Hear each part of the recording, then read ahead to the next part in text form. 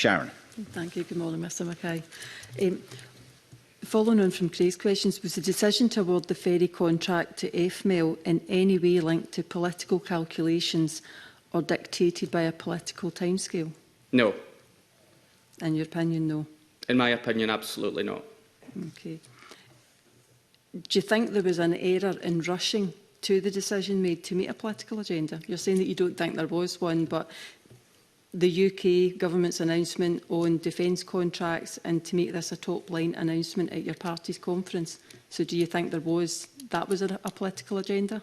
Can I say to Ms Dowey that I'm going to resist any petty politics, any comparing with the UK government in any procurement decisions they may have taken about any matter, and stick to just answering your questions on the subject. I don't think there was a political agenda. I don't think it was rushed at all. I don't think there was any evidence it was rushed. It was a methodical approach to procurement, and I've recognised the failure of it, but it was made with the best of intentions. Processes were followed, and no, I don't think it was rushed, and I don't think it was a partisan decision. It was a decision about trying to ensure we could get 2 vessels complete, as it happens, built in Scotland, and ensuring the future of the yard and growing the workforce at the yard, which actually was a consequence of the decision. No, so I don't think there was any partisanship in it or wrongdoing, as is suggested.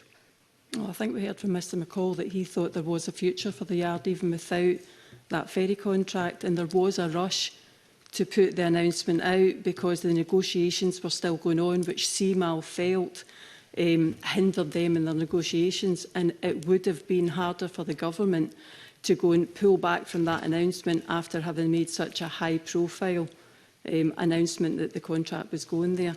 But anyway, moving on. Can I answer the question, though, Convener, because charges are put, and I'm happy to answer. I'm happy to let you answer.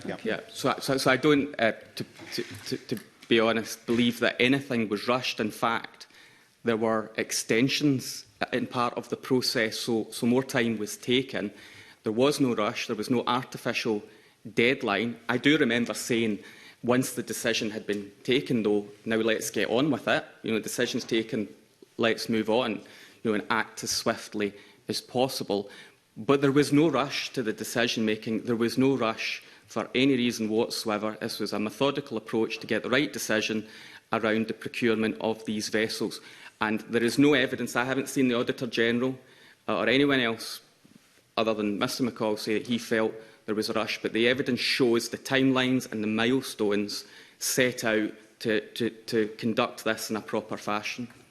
Okay, well, I maybe disagree, because I think that we could maybe have waited until you come back your holidays for you to sign the contract, rather than it being Keith Brown that signed it while you were on holiday. But anyway, moving on.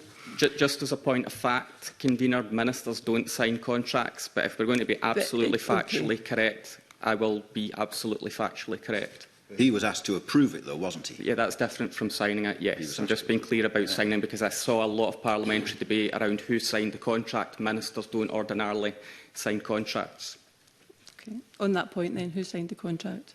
It would have been officials from CMAL, because ultimately CMAL was leading the procurement process on behalf of Transport Scotland and the Scottish Government. And then, of course, for FML, it would have been, well, essentially their directors signing, wouldn't it?